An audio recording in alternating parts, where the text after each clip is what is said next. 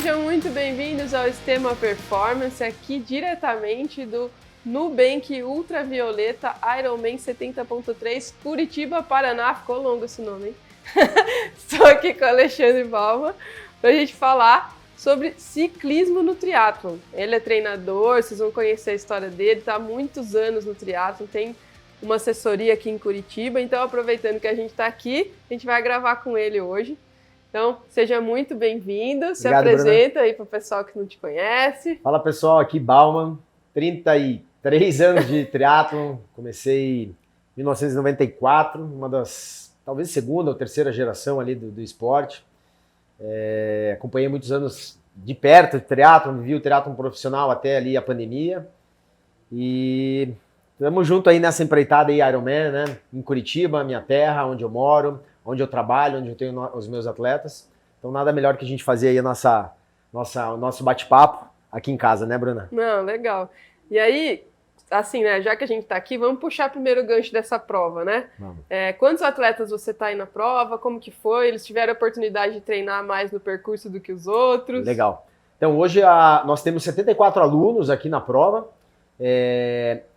A questão de treinamento, quando nós descobrimos que a prova viria para Curitiba, a gente foi muito para o local da prova, a gente trabalhou muito lá, trabalhou com a equipe toda lá, daí teve a questão da mudança do ciclismo, o Galvão chegou para Curitiba, fez uma reunião conosco, vai mudar o ciclismo, e como somos daqui, as pessoas que estavam envolvidas até eram daqui, a gente super apoiou, porque sabe que o lugar é fantástico, o lugar do ciclismo, principalmente a mudança, a alteração ali é um lugar fantástico. Como eu já comentei numa entrevista anterior, é digno de um cenário europeu, sabe, Bruna? O ciclismo realmente é fantástico e eu acho que tem tudo para dar certo. E eu acredito que realmente é uma prova que vem para ficar para o ano que vem, sabe? Que legal. Puxando agora para o nosso assunto do podcast, né? O ciclismo no triatlo. Perfeito. É legal a gente falar que as outras provas não tem nenhuma prova técnica no circuito, com Exatamente. Subidas e descidas desafiadoras. E todos os atletas que a gente entrevistou estão super felizes em ter uma prova assim e até pensando no Mundial início, né? Sim. Então, você acha importante ter uma prova nessa dificuldade, assim, no calendário? Então, eu acho que são duas frentes aqui, né? A questão da especificidade, se a gente estiver falando de atleta profissional, fica um pouquinho mais tranquilo, porque é o atleta que já treina muito, já tem muito volume, então é um atleta que acaba se tornando mais experiente e tem todas as habilidades necessárias, né? Subir, descer, fazer curva, enfim, e tudo bem. Já a gente trazia mais para o triatlo amador, salvo os amadores que são mais experientes, e é o caso que acontece aqui, que tem muita gente nova, aí a gente tem que trabalhar bastante essa especificidade. E para trabalhar isso, nada melhor do pessoal que morava aqui para pedalar no lugar. Por quê? Porque realmente tem o trecho total que pega em Araucária ali é um trecho sinuoso, sobe e desce, e tem descidas fortes, né, como subidas fortes. Eu lembro que eu fiz o meu Best Bike Split ali antes de ir para fazer o trajeto novo, e ele deu exatamente 15% de inclinação com 83% de máxima na descida. E a gente pegou isso. Então 15% de inclinação é duro. Quem pedala sabe que é duro. E 83% sem pedalar desce forte também. Então é importante as pessoas, quanto mais jovens ou cru no negócio, experimentar realmente na prática como que funciona. Né? Então a gente teve esse tempo e a dinâmica de fazer isso com os nossos alunos, né?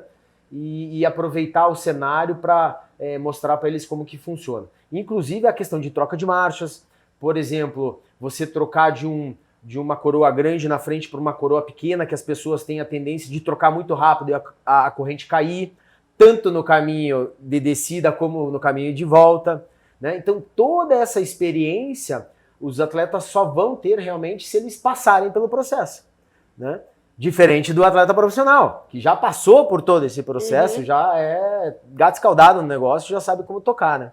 Então a gente teve esse cuidado, esse trabalho de passar com os alunos, e é importante que de forma geral as pessoas entendam isso. O ciclismo não é simplesmente você subir em cima da bike e pedalar.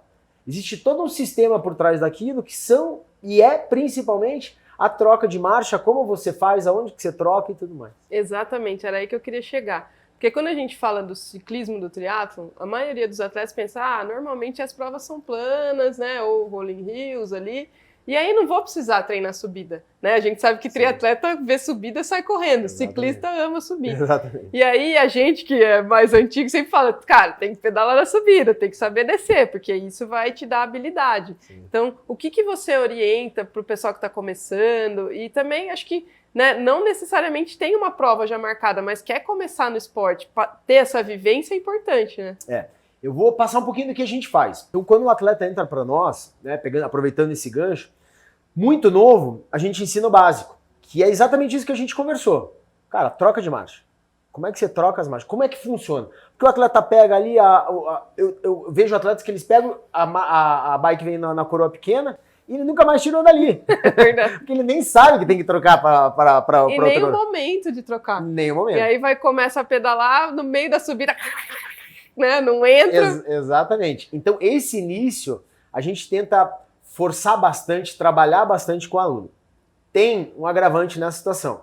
Como é que você vai levar uma pessoa muito experiente para um lugar de sobe e desce? Que seja seguro, que a pessoa possa realmente pedalar ali e conseguir desenvolver essas habilidades. Araucária cai como uma luva, que é onde realmente vai ser a prova do Ironman. Por isso que eu falei que quando houve a alteração do ciclismo e tudo mais, nós ficamos muito felizes. Né? Porque realmente o lugar lá é extremamente propício para isso.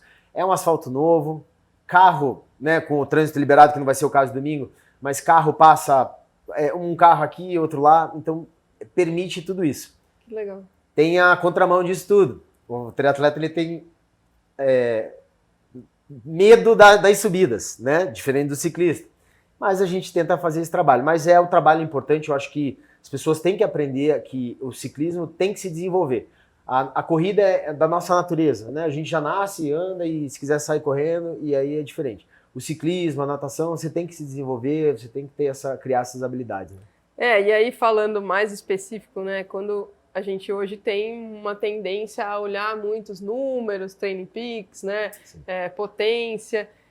E aí a gente sabe que tem uma diferença de um treino lindo no rolo, né? Feito exatamente como o treinador propôs, dentro da zona, né? E aí quando vai para a rua é outra conversa. Sim. Como que você lida com isso?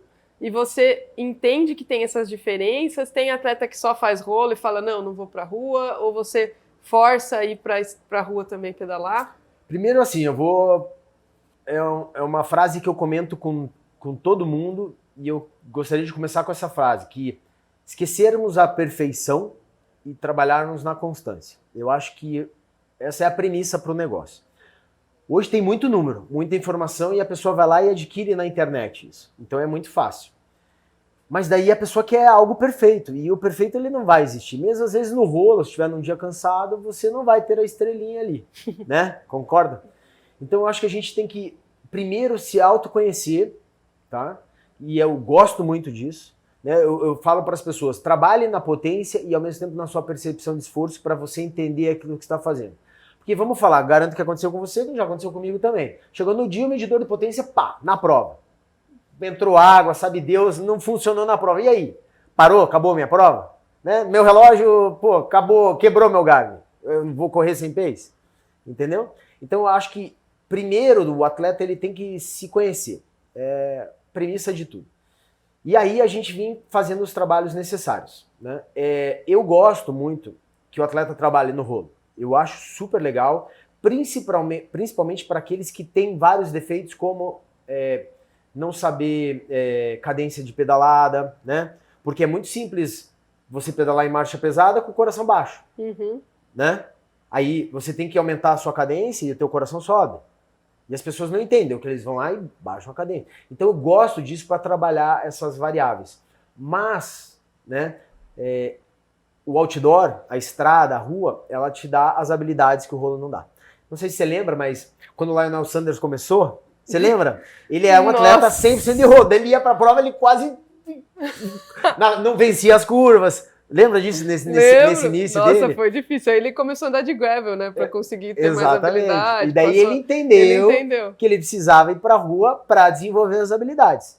Então é muito importante que o atleta entenda que o rolo é muito bom, já existe há muitos anos, mas veio para somar no treinamento da pessoa, mas que ela precisa e é necessário desenvolver as habilidades. Dito e feito que, poxa, hoje uma pessoa que só pedala no rolo, se cair num percurso desse de amanhã, vai sofrer bastante. E aí a habilidade pode fazer uma diferença maior do que a força, muitas vezes. Com certeza, né? Porque acho que o momento ali de trocar marcha, a hora, entender, ler o terreno, vai fazer uma diferença maior, às vezes, quem tem mais força. E isso a gente só adquire treinando, não tem como. Só no outdoor mesmo. Só precisa treinar. Tem gente que me fala assim, eu preciso aprender a descer.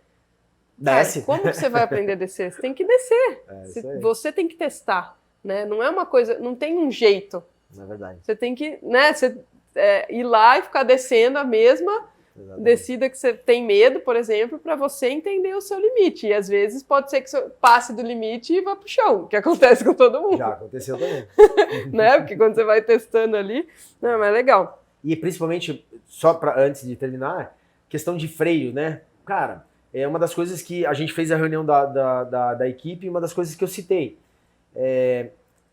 Descida. Qual o freio que comanda? O da frente ou de trás? As pessoas não sabem isso, né? Principalmente nos dias de hoje. Freio a disco. Clicou no freio a disco da frente, você vai voar na descida. Então é só rua para te dar isso, só outdoor para te dar isso. É importante. E aí, pensando um pouco no triatlon, lá no ciclismo mesmo, o que você faz de teste com os alunos assim? Eu vejo que normalmente no começo do ano tem os pedais, né, um período de base legal, todo mundo junto. E como que você faz os testes e depois aplica nos treinos? Então vamos lá. Há muitos anos atrás, a gente fazia, quem usa medidor de potência, a gente fazia o teste de FTP numa subida, a gente tem uma serra aqui, que dá exatamente o que teoricamente a literatura dá como certo. Estou falando teoricamente porque eu já vou entrar nesse detalhe. Então a gente tem uma serra, que você pode fazer os 20 minutos, 5% de inclinação média. Então a gente fazia lá. E aí, ao longo do tempo, a gente foi vendo que determinados atletas faziam o teste na subida e daí, quando colocava o resultado dele para ele fazer no plano, as potências, ele não conseguia imprimir. Por quê? Daí a gente chegou à conclusão. Porque na subida, se você parar de pedalar, a tua bicicleta para. Então, o atleta ficava o tempo inteiro exercendo força máxima realmente. Só que aí quando a gente trazia a potência para a realidade dele, tinha que fazer lá uma série a 100%, por exemplo, ele não conseguia colocar o 100%. Daí a gente começou a trazer para a realidade do plano. Então hoje eu só faço realmente o teste de FTP no plano. Porque daí a potência fica mais equivalente ali ao que o atleta está fazendo. Veja, a gente está falando de linhas gerais, atletas amadores. Tá? Toda vez que eu trouxer para um atleta profissional, a gente trabalha de outra forma. Atletas profissionais a gente trabalha de outra forma. Você foi profissional, assim como eu, a gente sabe disso. Então, os meus atletas, hoje a gente faz isso. Né? Então, essa questão de teste de FTP, eu trabalho no plano. Para que consiga, sabe, ficar mais equivalente àquilo que ele vai conseguir fazer. Né? Devido a essa experiência que a gente teve durante alguns anos. Início do ano, eu gosto de fazer uma base mesmo. Isso já tem, sei lá, há muitos anos que eu fazia como atleta. Eu já fazia isso há muitos anos. Pegava o mês de janeiro e rodava. Né? Diferente de um esporte como a natação, que competia 3 vezes no ano, o triatlon não. Né? Era competição, né? Você veio de uma geração igual a minha, onde eu cansei de competir no sábado e tinha que competir domingo. A gente fez isso várias vezes. Né? Então a gente não tinha muito um período de base, teoricamente falando. Então eu já gostava de fazer isso para mim como atleta. E aí eu fui incorporando dentro da rotina dos meus atletas e do treinamento deles. Então mês de janeiro eu faço um períodozinho de base, só rodagem, mais volume. E aí entramos um ano treinando e competindo. E fazendo os testes. Eu gosto sempre de estar fazendo teste. Não digo cada 60 dias, 90 dias, para não levar o atleta sempre aquela palavrinha teste que, né, dá um medo. Era aí que eu ia chegar. Então, como que eles aceitam o teste? Porque assim, é difícil. Sabe o que às vezes eu faço? Ai, tá com dor de barriga. Eu dou uma medidinha ali, sabe? Tipo, 20 minutos forte. 3 km, 5 km forte. Aí testou. Corridinha de 5 km forte. E dá uma medidinha aí. Com o tempo eles vão entender. Agora eles vão saber também, mas tudo bem, né? Depois dessa aí já vão saber. Não, legal. E além do FTP, você faz algum outro teste, não? Não, eu só faço teste de FTP e aí a gente tem uma parceria com alguns uns labs que daí fazem o teste na ergospirometria, coisa assim. VO2, exatamente. Mas daí são casos específicos, porque nem todo mundo pode fazer. Aí a gente leva sempre pro laboratório, que é até a Ana Kaori, se conhece, ela tem o The Lab, ela trabalha com a gente, né? A gente tá junto há muitos anos, e a gente leva lá para dentro. Ah, legal. Então daí a parte de nutrição também é com também, ela. A Ana Kaori é a nossa nutricionista aí da equipe há muitos anos já, e é toda com ela. Que legal. Não, muito bom. E tem algum trabalho específico que vocês fazem no ciclismo de força também para melhorar? Tem alguma coisa diferente, assim? Não precisa contar o segredo, né? Mas... Não, na verdade, sabe o que eu penso? Todo mundo fala assim, tem um segredo? Tem treinar. Treinar todo dia. Você treinar todo dia, acho que é o melhor segredo de todos, né? Mas assim, o específico de força, aí eu entro no outro departamento, eu gosto de falar dos detalhes. Porque assim, hoje, se a gente pegar, por exemplo, os meus alunos, a grande maioria mal consegue fazer a planilha 100% devido à rotina e à vida social e família e tudo mais, né? Então, aí o trabalho de força dele acaba ficando uma situação secundária, sabe? Mas o que eu levo em consideração? Pô, aquele atleta que realmente tem uma deficiência muito grande, muitas lesões, alguma coisa, é preferível que a gente pegue, tire um treinamento de ciclismo ou de corrida, seja lá o que for, e incorpore na rotina dele um fortalecimento, esse tipo de situação. Né? Eu gostaria que realmente todos conseguissem fazer, né? Porque é a base de tudo, né? O fortalecimento. A gente sabe disso. Mas infelizmente com a rotina que a turma enfrenta é muito difícil.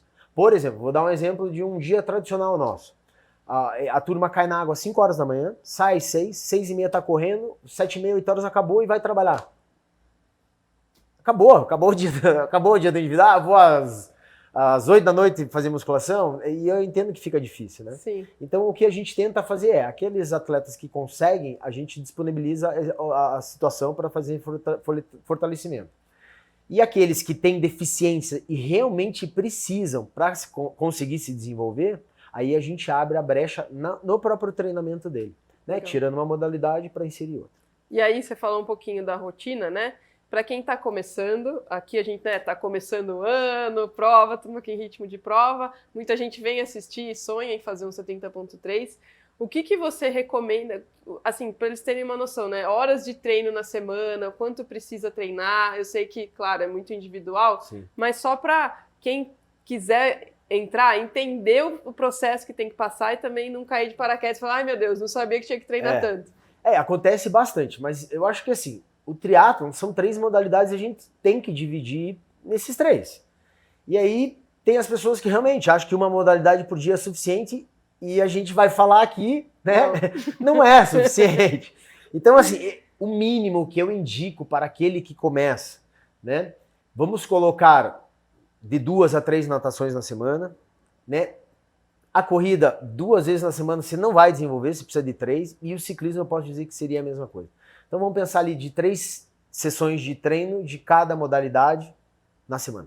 Na semana. E em termos de horas, assim?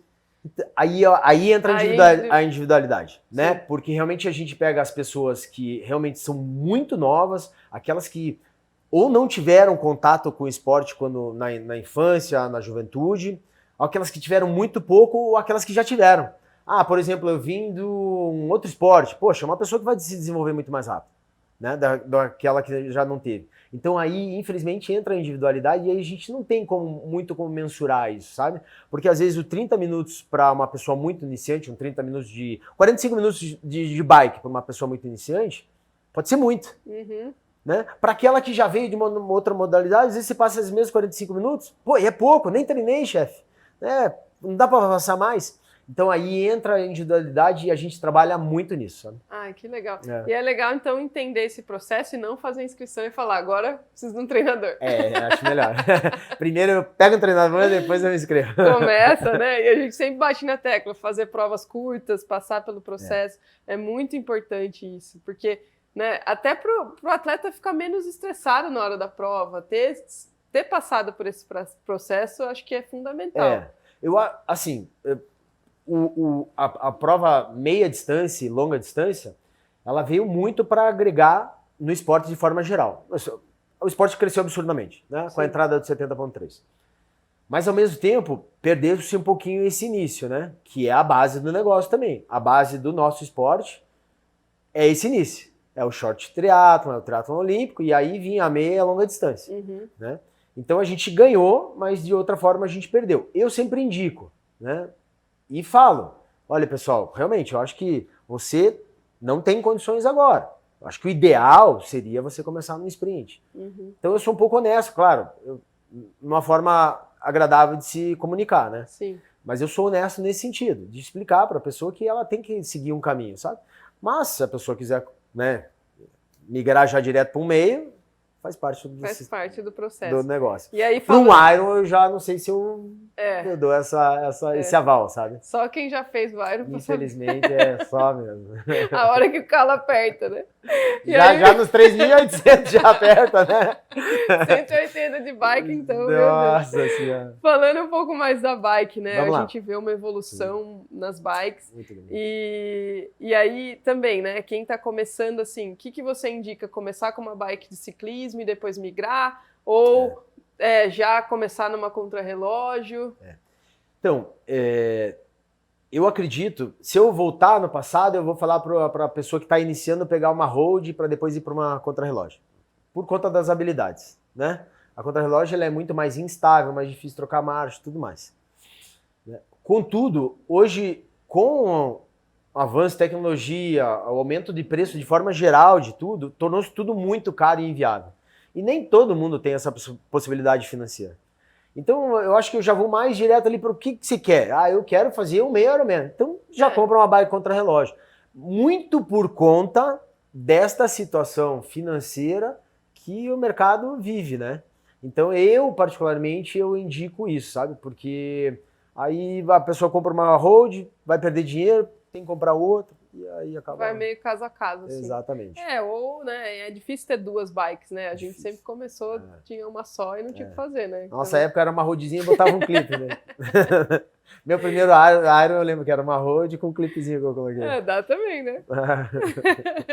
e das bikes em si, a gente vê uma evolução muito grande. Eu acho que a ciclística das bikes novas mudou muito, né, Bruna?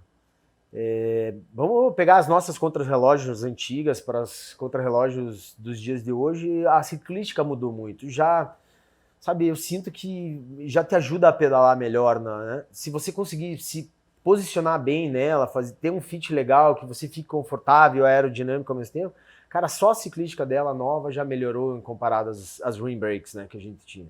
E aí você acha que evoluiu muito, Evoluiu né? muito. Essa evolução nos tempos que a gente vê hoje. Também. É resultado um pouco, claro, né? A junção do treinamento, a evolução no treinamento, mas também o equipamento evoluiu. Porque assim, o treinamento em si, se a gente pegar, vamos trazer um pouquinho pro atleta profissional. A carga horária, ela se manteve, sabe? O atleta profissional, ele sabe que ele tem que rodar muitas horas. E faz parte do atleta profissional, ele sabe disso. Né? E como que os tempos não param, né? E não param de ser baixados. Né?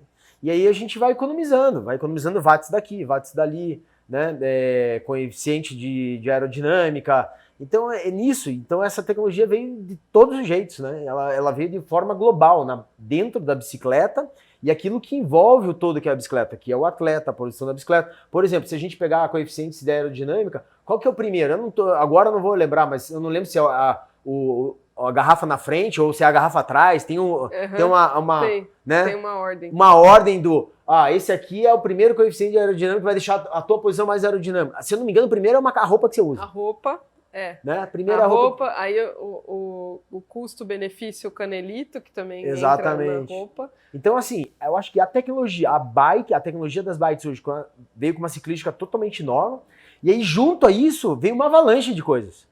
Né? Vamos tirar um watts daqui, outro daqui, outro dali. Pneu, calibragem do pneu. Né? No nosso tempo, quando que você ia imaginar que 60 libras... Nossa. Eu colocava 180 no meu pneu. Né? No tubular nem tem. Tubular, como é que você ia imaginar que um dia você ia ter 60 libras e você ia rodar muito mais? Né? E é o que acontece nos dias de hoje. A gente tem a Kingston com a gente, que armazena tudo que a gente produz aqui nas transmissões e também no estúdio do Estema. Então, se você está buscando um armazenamento de qualidade, procure a Kingston, os produtos da Kingston no site da Terabyte. Você tem desconto do Estema clicando nesse QR Code abaixo, pode adquirir lá o que você precisa para armazenar tudo que você produz, que tenho certeza que não é pouco. E aí, tem que ter um armazenamento de qualidade. Então, clica aqui e confira todos os produtos da Kingston. Temos a Z2 que está com a gente também em todos os podcasts, nas transmissões e te dá energia para fazer as provas de triatlon, para treinar. Então você pode entrar aqui no QR Code e comprar todo o gel de carboidratos que você precisa, saltos para repor os seus eletrólitos. Clica aqui, aproveita nosso desconto e adquire tudo que você precisa da Z2. Não, e aí uma outra coisa que eu acho que é importante a gente falar, né? Os atletas têm que conhecer o equipamento, têm que estudar, têm que entender as mudanças e entender o que faz sentido. Porque eu vejo muitos até atletas profissionais que às vezes deixam passar umas coisas, por exemplo, calibragem é uma delas. Sim. Né? Às vezes tá ali, esqueci de calibrar o pneu. Dá uma diferença absurda. É verdade. Né? O pneu de prova, trocar o pneu de prova, deixar um pneu mais rápido para a prova. Corrente. Né? Então, acho que é muito importante dos atletas entenderem tudo que acontece na bike, saber montar, desmontar. Eu sei que, né, todo mundo vai falar, ô louco, Bruno, eu não vou. Mas eu acho que é primordial isso, né? Eu também acho. É assim, eu lembro que quando eu comecei a viajar para fora para competir, eu lembro que todo mundo lá fora sabia montar e desmontar a sua bike inteira. E quando eu voltei pro Brasil, eu lembro que eu cheguei para um amigão meu na época, o Paulo Jamur lá, que foi um cara até que me inseriu no ciclismo, foi um atleta olímpico, tudo, ele era do ciclismo de pista. E ele falou, Bauman, pra você conhecer tua bicicleta, você tem que saber montar e desmontar a tua bicicleta. E aí foi quando eu aprendi, e realmente é isso. Você só vai conhecer tua bicicleta a fundo quando você sabe montar e desmontar a tua bicicleta. E aí você vai começar a prestar atenção e dar mais valor a todos os outros detalhes. Que você falou, a corrente, a posição que eu tô, né? A posição que tá meu capacete, a posição que tá... tô usando tem uma bike de 150 mil, tô usando uma garrafinha normal no quadro. Pelo amor de Deus. Né? Não faz nem sentido uma situação dessa. Né? Então, realmente, eu acho que falta detalhes e as pessoas têm que dar mais atenção a isso. E eu te garanto que tem gente andando muito mais forte no detalhe do que outras pessoas. Então, e aí é isso, porque aí tem gente que fala, mas pra mim não vai fazer diferença. Vai. Né? Não, mas eu vou com essa aqui porque eu vou lá e pra mim não vai. Aí vai lá na prova e anda, sei lá, 2 minutos pior que o outro que treina junto. Aí o outro foi lá, cuidou do detalhe, usou a garrafa aérea, usou o capacete aéreo, usou o canelito, né? E realmente teve vantagem. E aí cai no treinador, né? Pô! E na verdade é assim, né? Os estudos estão aí para isso. E a tecnologia vem acompanhando, né, lado a lado. É desenvolvido todo o material baseado nos estudos.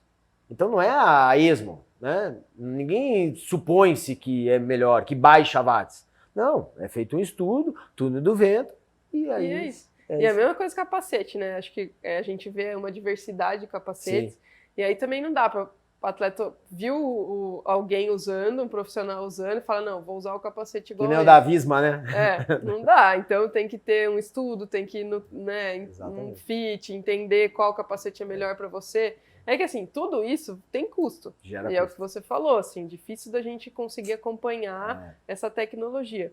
Mas se você entender o que dá mais resultado, tirar um pouquinho ali, um pouquinho aqui, dá para aproveitar toda essa tecnologia e também conseguir ganhar um pouco, né, sem gastar tanto. Assim, eu acho que a gente tem que trazer para dentro da nossa realidade o nosso orçamento. E aí ponderar, sabe? Botar no papel. O que vai me dar, com o dinheiro que eu tenho, o que vai me dar mais resultado? E aí você vai naquele ponto-chave. Deixa o restante de lado. Ótimo. Né? Muito legal. É isso. Quer deixar mais algum recado aí para alguém?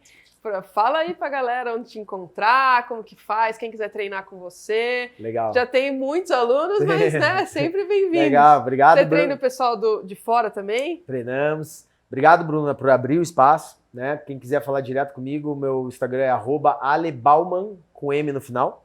L e M no final. Né? E é da assessoria Bauman Performance. Tá bom?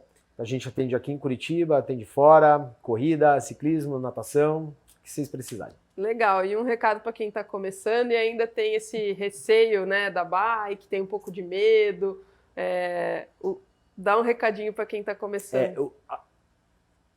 O ciclismo em si, ele é fantástico. Na verdade, na minha opinião, é a modalidade mais fantástica que tem dentro do esporte, porque te conecta muito com o ambiente.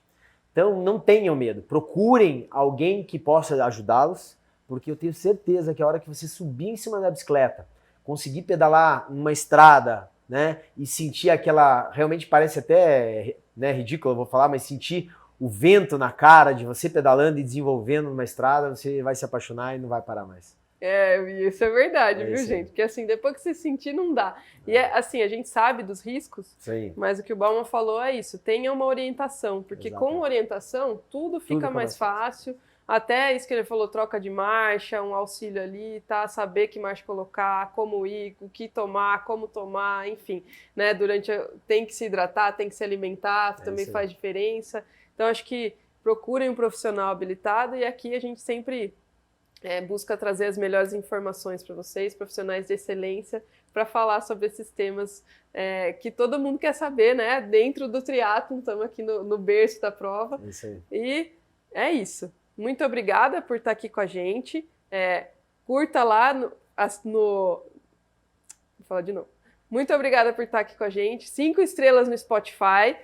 Comenta no YouTube se tiver qualquer dúvida sobre ciclismo no triatlon ou qualquer outra coisa sobre treinamento. O Bauman está à disposição. Eles perguntam lá. E tamo aí. Obrigada, Obrigado, Bruna. Valeu. Obrigado pela oportunidade. A gente se fala, turma. Esse foi mais um Sistema Performance. Valeu!